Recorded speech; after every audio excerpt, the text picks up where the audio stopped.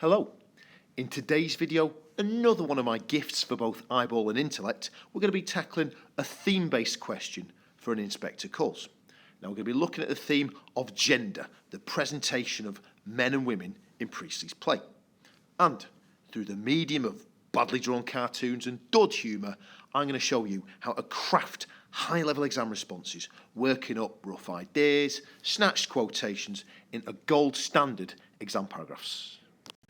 And here is the question, written very much in the style of the Edexcel exam paper. Explore the importance of gender in the play. You must refer to the context of the play in your answers. I've put boxes around gender and context. These are key words directing our attention to exactly what the examiner wants from us. We need to look at the presentation of men and women, link it to contextual factors. Important, that's another key word, a bit of a tricky booger, frankly, and I'll show you later on how we deal with that fiddly idea in our exam responses. And here we have the very bare bones of our exam response.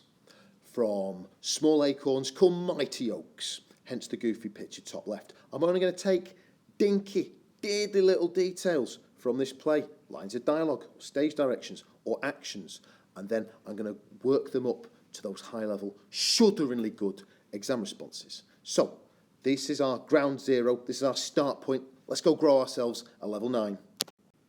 Hey, I tell you what though, I should be charging extra for this slide. Very simply, this details exactly what that fun fest of an examiner wants from you. He's going to be judging you, grading you, on how well you do this. So let's have a quick read. Writing in a formal critical style, students lay on relevant quotations or textual references. In other words, write well, write in that formal academic style, and make sure your quotations are relevant to the question.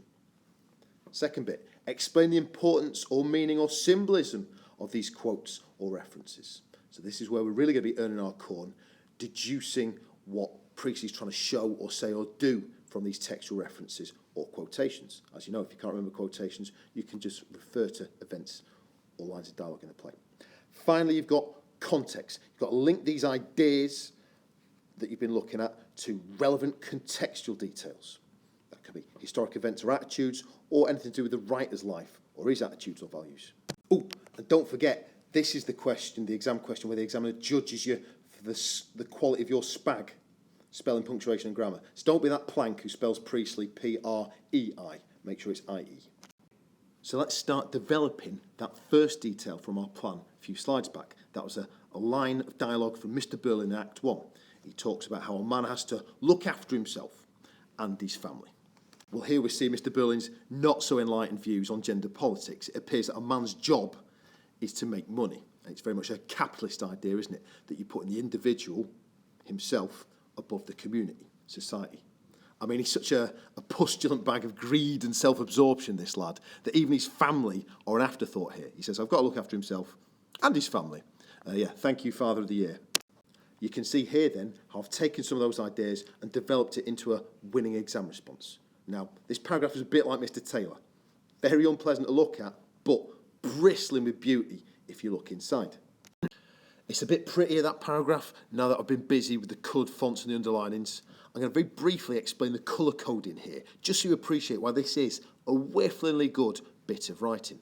The stuff in red, Act 1, if you can remember it, do cite the act that your evidence comes from. Ditto in the point, it doesn't hurt to say whether that evidence that you're laying on is dialogue or an action or a stage direction. And gender, of course, in red, because it's a key word from the question. Ditto masculinity on the last lines of the paragraph 2. And, ooh la la, see how I've dealt with that awkward little key word important on that third line. All I've done is woven it into my explanation, the explanation, of course, being in green. This is important because it engagingly emphasises to the reader blah-de-blah-de-blah. So I've dealt with important by feeding it in to the start of our explanation, examining, interpreting that evidence. The stuff in orange, that's contextual detail, and any words I've underlined are high-level words, terminology that I've used to kind of foster and create that critical or academic style that you get marked for. Our second idea from the plan was a line of Mrs. Birling's dialogue, a wee snatch of dialogue that she trots out in Act 2. Do you remember she says, girls of that class? And she's going to go on to make some toxic generalisations, assumptions about the morality, the behaviour of working class women. Now, the thing that really grinds my gears about this quotation is that word girls. It's like she sees these working class women as children. There's a really patronising tone here.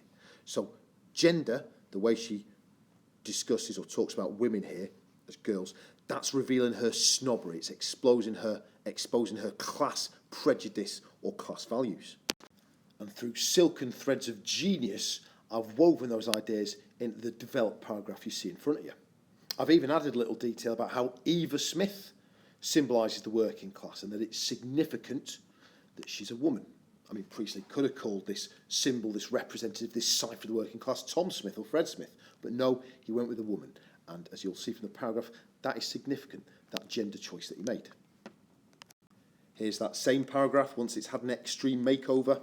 The purple dot, why have I got a purple dot there? Well, this is a fat wad of words, and I think if we break it down into paragraphs with the purple dot denoting the paragraph break, it's going to be easier on the eye, easier for the examiner to digest.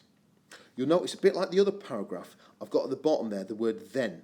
Gender then reveals upper class arrogance. I think then is a great way to marshal or direct your exam response back to the exam question. Gender then, so I've made my intelligent point, I'm just finally looping back these ideas to the question.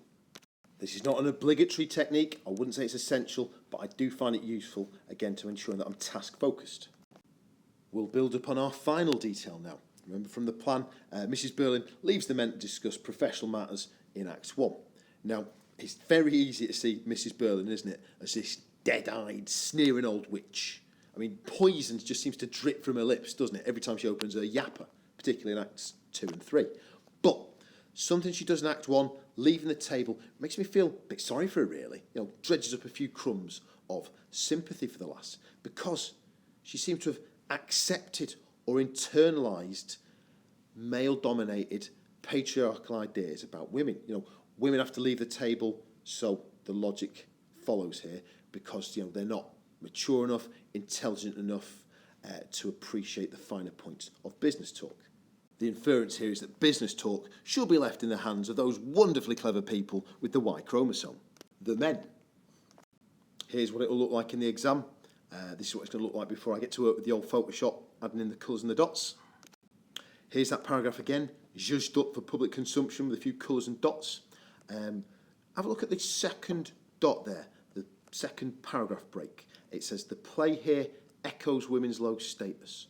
I love that word echoes when I'm talking about context, because it just makes sure that it's almost like you're telling the examiner, listen, what I'm going to be saying about context here links, is relevant to the ideas that have gone before it, my ideas on the play. The play here echoes, I could use reflects or mirrors. It's just making a little bit more explicit that link between the context and the text. Nearly done now, folks. Just a last minute top tip before we go. There's a wonderful singer, possibly the greatest living Mancunian, although I'm sure Noel Gallagher himself are running him a close second. And this guy once sang, shyness is nice, but shyness can stop you from doing all the things in life you like to. Obviously, he didn't sing it as well as me, but the point is, nothing wrong with being shy. I was toxically shy as a boy, but in an exam, be confident. I want you to be bold, confident and determined, because you know this exam, you know this text. Go in, ride that tidal wave of confidence and smash it. And that's your lot, lads and lasses. Very best of luck during the exam. Time to say bye, or as upper class buffoons used to say in comic novels of the 20th century, toodle pip.